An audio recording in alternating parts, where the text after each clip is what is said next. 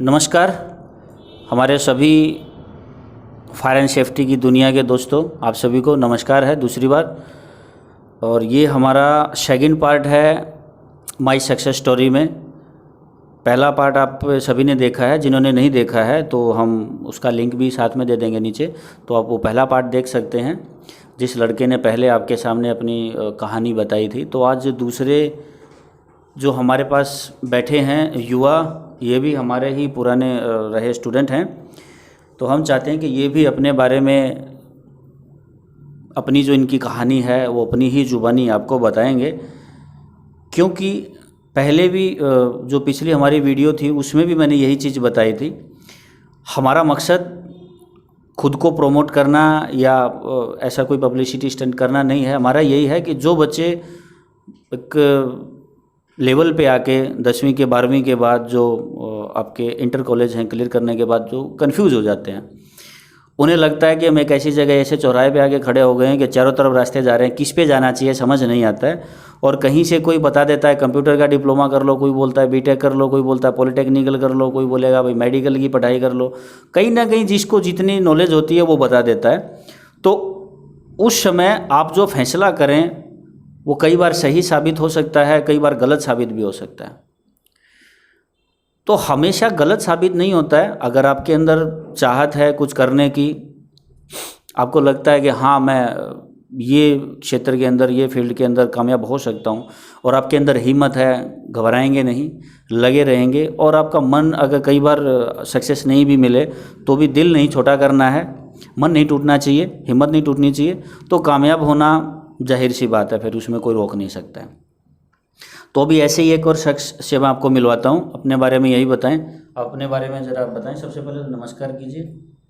नमस्कार जी, good morning all of you. डरो मत, आराम से बात कर। अच्छा, अपना कुछ परिचय दें। मेरा नाम दीपक कुमार है।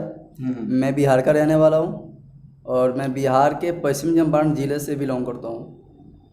तो आपने कितनी पढ़ाई की है कुछ बताएंगे? बेसिक क्वालिफिकेशन आपकी क्या है? यस सर, मैंने 10वीं की पढ़ाई बिहार बोर्ड से किया था। अच्छा, और 12वीं की पढ़ाई मैंने इंटर कॉलेज वहाँ हरिद्वार से किया था। ठीक है। तो 12वीं तक आपने ठीक ठाक पढ़ाई की? जी हाँ सर, 12वीं तक मैंने सही से पढ़ाई किया। तब तक मेरे ख्याल से ज़्यादा कुछ संघर्ष करना नहीं पड़ा आपको जीवन नो में, सर। ज़्यादा परेशानी नहीं करनी पड़ी? No sir. आपके फैमिली बैकग्राउंड, आपके परिवार के बारे में बताएंगे? यस सर, मैं एक गरीब फैमिली से बिलोंग करता हूँ और मेरे पापा एक फार्मर हैं, किसान हैं जी। कितनी ज़मीन है?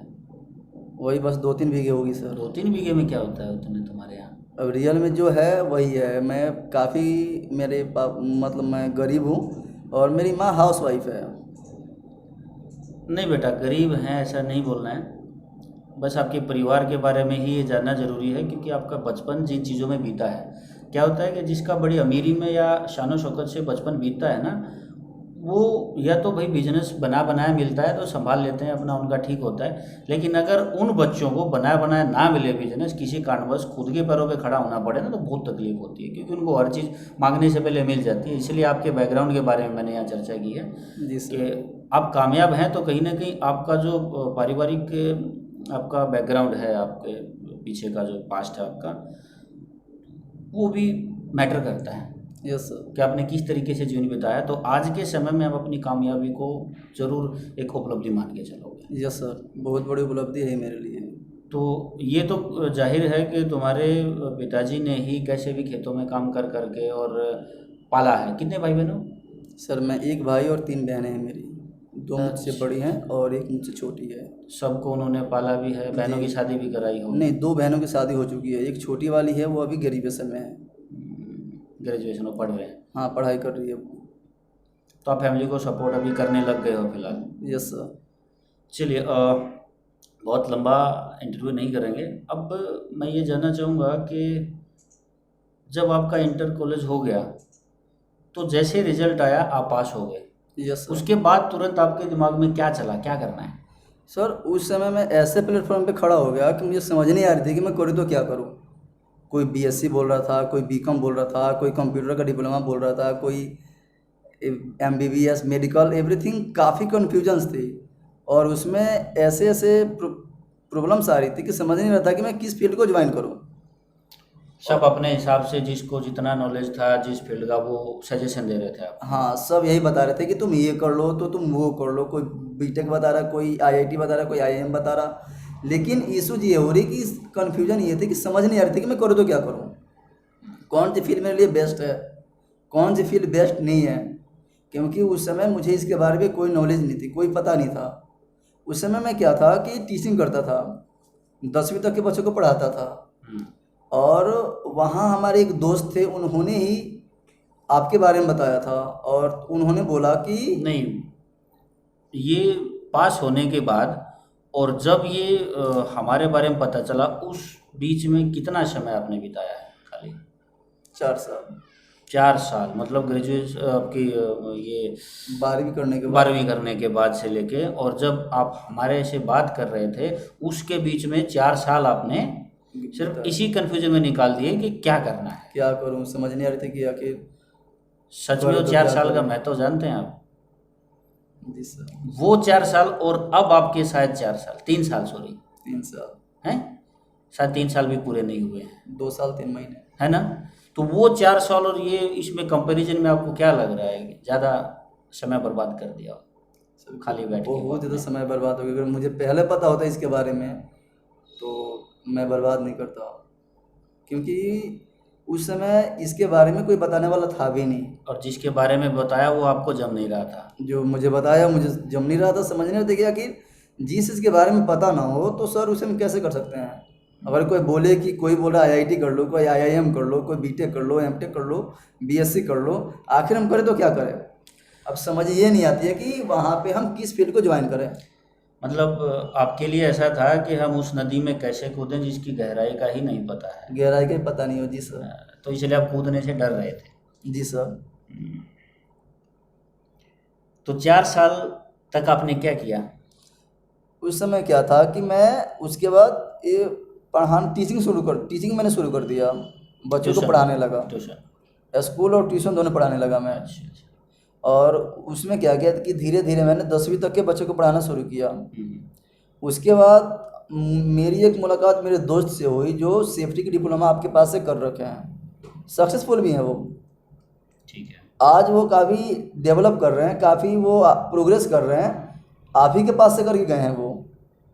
उन्होंने ही आपके बारे में बताया था कि तुम जाके फायर सेफ्टी का फील्ड ज्वाइन कर लो। लेकिन उन्होंने जब मुझसे ये बोला कि तुम फायर सेफ्टी का फील्ड ज्वाइन कर लो, फायर सेफ्टी का कोर्स कर लो, तो मुझे समझ नहीं आ रही थी कि ये फायर सेफ्टी है क्या। क्योंकि ज़िंदगी में पहली बार तो इसके बारे में सुना था, ये है क्या फायर सेफ्टी या फायर एंड सेफ्टी। अब उस समय अगर जब कोई बोलता है कि जाके तुम फायर एंड सेफ्टी कर लो या फायर सेफ्टी फील्ड ज्वाइन कर लो, कोर्स कर लो, कैसे कर तो सकते? करूँ कैसे। ये तो वही वाले कन्फ्यूजन से आ गए जो मेरे 2-3 साल पहले थी। 4 साल सिम वही सामने आके खड़ी हो गई। उन्होंने काफ़ी समझाया, फिर उन्होंने अपने बारे में बताया कि देखो मैंने भी सर के पास ही डिप्लोमा किया है, कोर्स किया है, मैंने भी पढ़ाई की है, मैंने भी ऑनलाइन क्लास लिया है, और जो भी डाउट होते थे मैं सर से क्लियर करता था।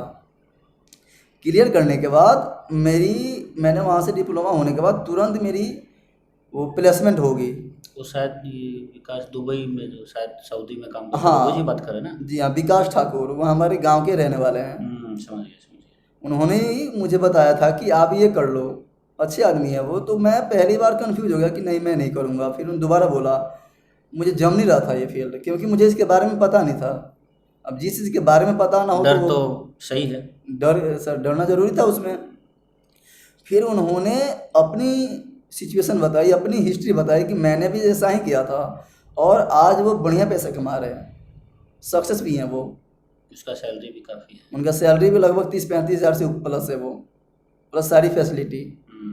35 हज़ार प्लस पर सारी फैसिलिटी भी मिल रही है उनको। उन्होंने बताया कि दीपक तुम ये फील्ड ज्वाइन कर लो। तो जब उन्होंने अपने बारे में बताया तो मुझे थोड़ा सा लगा कि शायद अगर मैं इसमें ये जाता कामयाब हूँ हो गया तो शायद मैं भी हो मैं भी कामयाब हो जाऊँ। रियल मुझे यही लगा था सर। उन्होंने ये बोला कि ये फील्ड ज्वाइन कर लो, तो अपने बारे में जब उन्होंने बताया तो मुझे लगा कि शायद ये सही कह रहे हैं, क्योंकि अगर जब ये हुए हैं तो कहीं ना कहीं तो मैं भी हो सकता हूँ। एक ही गांव के तो हैं। एक ही गांव के भी हैं। तो मैंने सही किया। तो फिर उन्होंने बोला कि ये काम करो, अब जाओ सोच के बता देना। मैंने बोला ठीक है। फिर मैंने आधे घंटे बाद उनसे मिला मैं। फिर मैंने बोला कि हाँ मैं ये फील्ड कर लूँगा, ये कोर्स करूँगा मैं फायर का।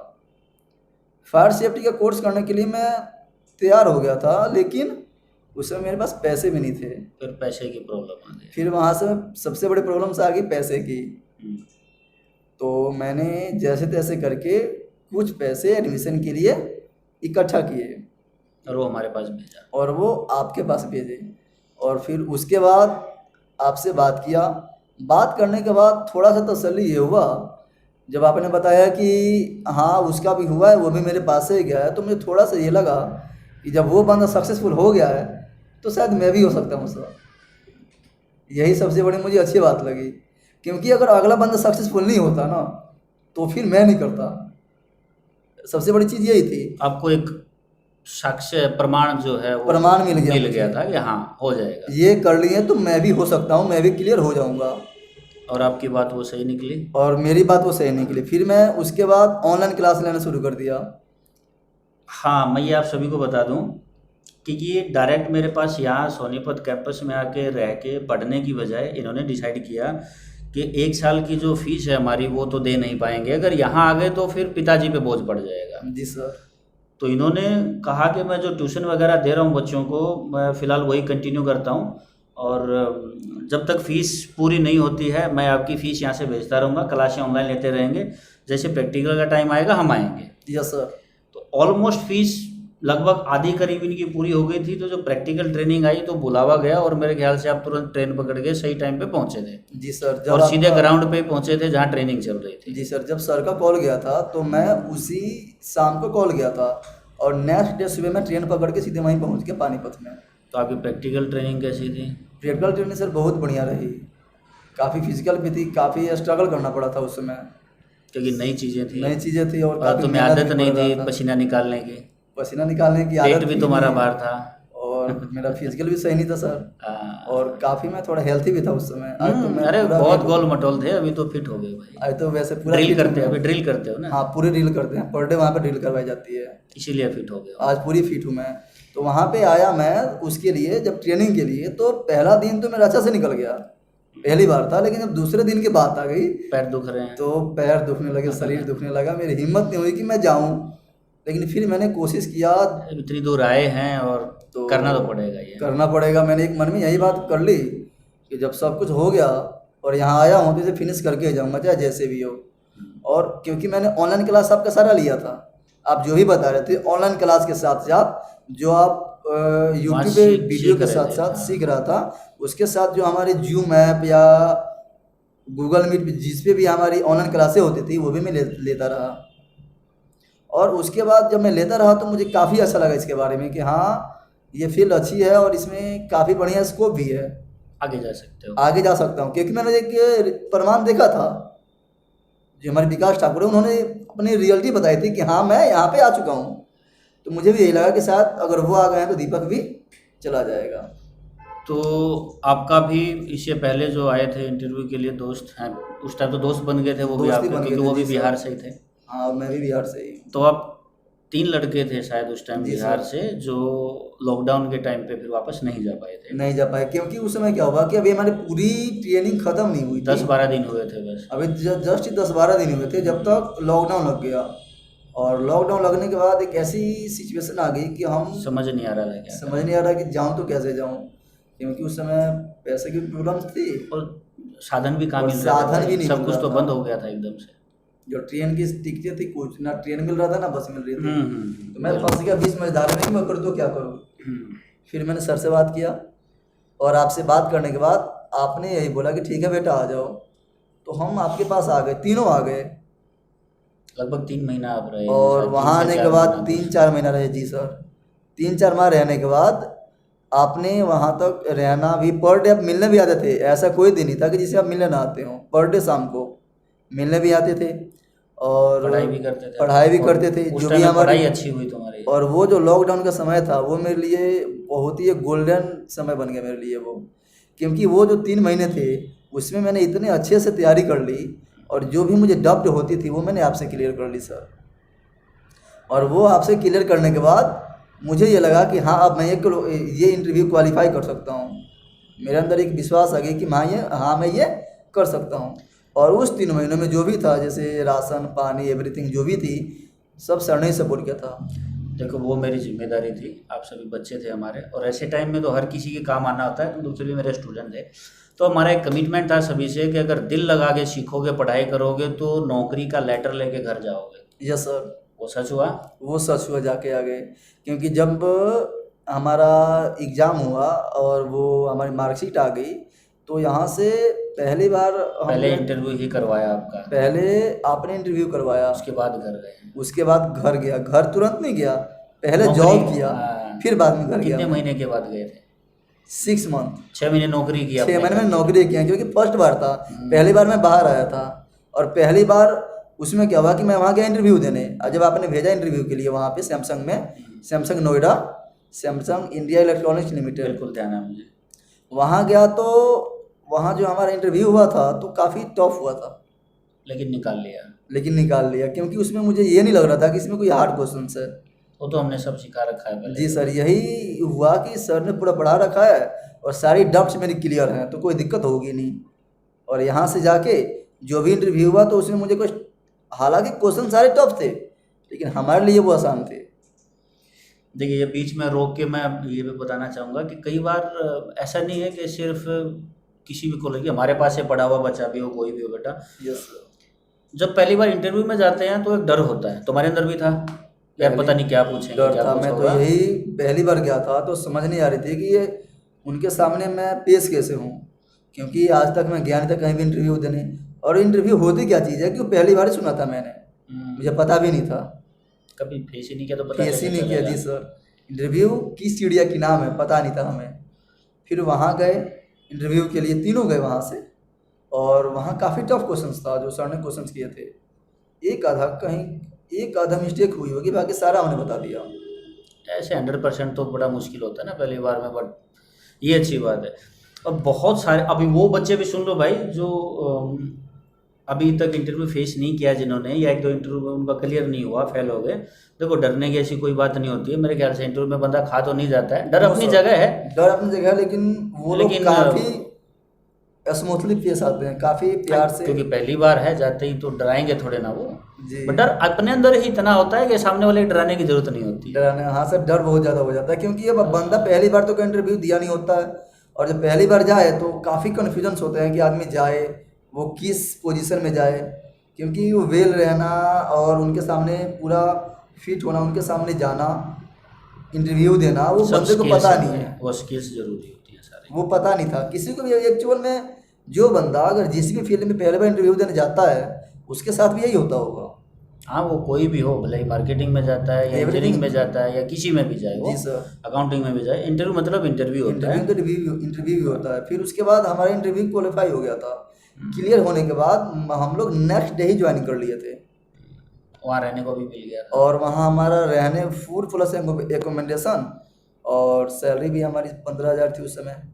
काफ़ी थी भाई, लॉकडाउन में लोगों के पास काम कहाँ था, लोग ढूंढ रहे थे, तुम्हें मिल तो गई थी। जी सर।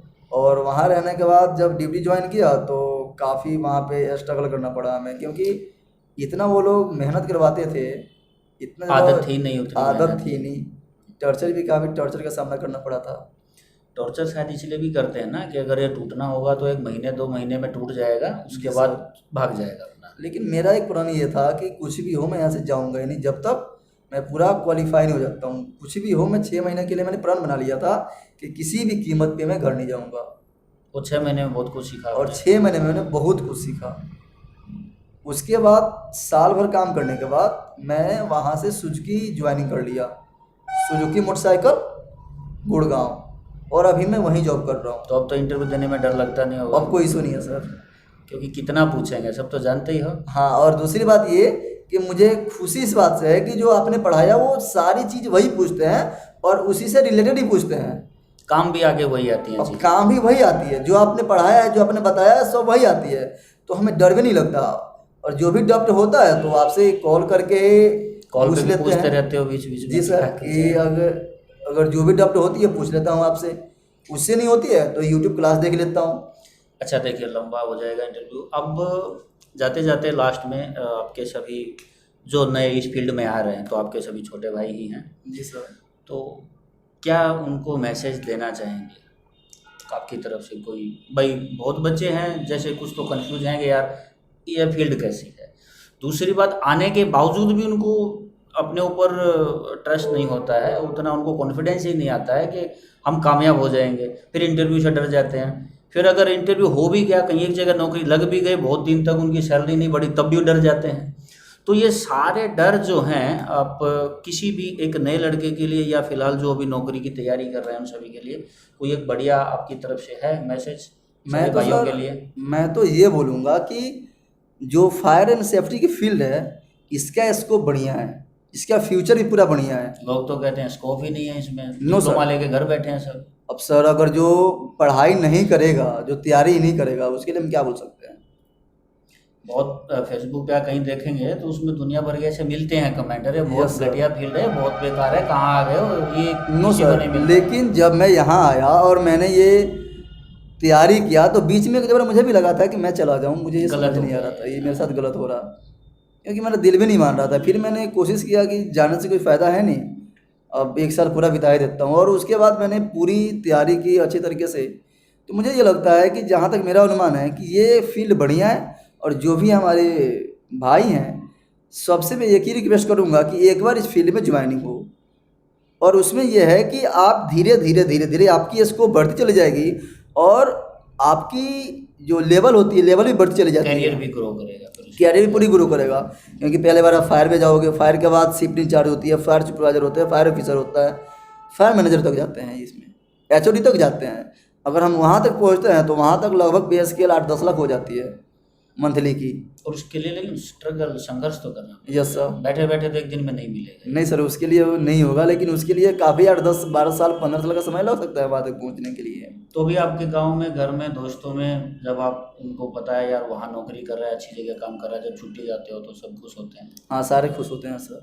अगर आप ये कामयाब नहीं होते फील्ड में तो फिर मजाक सर करते हैं सब? सारे मजाक उड़ाते मेरी बातों का। लेकिन जब विकास ने बताया था तो मुझे एक चीज़ का तो विश्वास था कि यहाँ आया हूँ तो निराश लौटूंगा नहीं, चाहे जैसे भी हो। और उसके बाद क्या हुआ कि यहाँ आप मिल गए और आपने काफ़ी अच्छे से हमें ज्ञान दिया, और उसका हमें फ़ायदा हुआ कि हम पर डे डब क्लियर करते थे। जो लॉकडाउन में हम यहाँ पे रहे, हाँ, घर पे ही साथ में ही थे। आपके साथ ही थे, और आपने हालांकि पूरा सपोर्ट किया था, रहने से लेके, राशन से लेके, एवरीथिंग, सारी चीज़ें। और उस समय क्या था कि मैं तैयारी कर रहा था, उसी 3 महीने में मैंने इतनी तैयारी कर ली कि मुझे बाद में इशू नहीं हुई, और जो भी डब हो रही थी पर डे आपसे जाके पूछ लिया करता था मैं। चलिए, तो आप यही कहना चाह रहे हैं अभी अपने सभी छोटे भाइयों से जो भी नए फील्ड में आ रहे हैं? Yes sir. और मेरी भी सलाह यही है मेरे भाई, देखिए डर तो फिर हर किसी को होता है, भले आप इंजीनियरिंग में जाओ, आप मेडिकल लाइन में चले जाओ, आप अकाउंट में चले जाओ, आप आर्ट्स में चले जाओ, यूपीएससी की तैयारी कर लो, दुनिया का कोई भी काम कर लो, देखिए मेहनत तो सब में करनी पड़ेगी। यस सर, स्ट्रगल सब में करनी पड़ती है वो। और डर जब तक रहेगा तब तक हम कोई काम नहीं कर सकते हैं, तो डर निकालना ज़रूरी है। और फायर एंड सेफ्टी की ही बात नहीं कहेंगे, हम किसी भी फील्ड में जाओ डर निकाल के ही जाना पड़ेगा, और हिम्मत जब तक रहेगी तब तक आपकी कामयाबी साथ देगी। जिस दिन हिम्मत टूट जाएगी कामयाबी का रास्ता बदल जाएगा। वो। तो मेरे ख्याल से काफ़ी लंबा हुआ, और ये जो आपके बड़े भाई, छोटे भाई, या कुछ भी इनको मान सकते हैं, हमारे साथ बैठे हैं दीपक जी, मुझे भी खुशी होती है हमारे यहाँ से पढ़े हुए बच्चे कहीं कामयाब हैं और 10 लोगों को आगे समझाएं, बताएंगे, सिखाएंगे, और एक ऐसी फील्ड में काम करें जहाँ नौकरी के साथ साथ हमें किसी की जान बचाने का मौका मिलता है। जान बचाने का मौका मिलता है। ये समाज सेवा भी हम लोग कर रहे समाज सेवा भी हैं, तो कर दिल रहे में हैं। एक सेटिस्फेक्शन भी मिलता है। सेफ्टी में करेंगे वहाँ भी लोगों की जान बचानी है, फायर Yes, में sir. करेंगे वहाँ भी हमें लोगों की जान बचाने जान के लिए बचाने ही के काम लिए। करना है। Yes, तो जिस तरीके से फौज में या फोर्स में जाके हम लोग देखते हैं कि यार हमें देश की सेवा करें, तो इंटरनली देश की सेवा ही कर रहे हैं, सेम वही होती है। अपने लोगों की आप सेवा ही कर अपने रहे लोगों हैं। की सेवा ही करते हैं। खुद की जान जोखिम में डाल के आप कहीं भी कूद के किसी को निकाल के ला रहे हैं, तो वो देश सेवा है। Yes sir. और मैं ज़्यादा इससे कुछ नहीं कहना चाहूँगा, हाँ, लेकिन ये चैनल नया है, यस सर। और ये चैनल स्पेशली मैंने इसलिए बनाया है कि जितने मैक्सिमम इस फील्ड से या किसी भी फील्ड से जुड़े लोग हैं, जिन्होंने ना चाहते हुए भी किसी फील्ड में एंट्री करी और हिम्मत करके कामयाब भी हुए हैं, तो बाकी लोगों के लिए वो एक प्रेरणा बने। हम इसी चीज़ में इंटरव्यू आगे करते रहेंगे धीरे धीरे। तो हमारे इस चैनल को क्या करना है? सब्सक्राइब कीजिए और हाँ। बेल आइकन को प्रेस कर दीजिए उससे क्या होगा? कि जो भी हमारे पास वीडियो आती है, जो भी हम वीडियो डालेंगे पता वो चलेगा। आपके पास सारी वीडियो पहुंच जाएगी।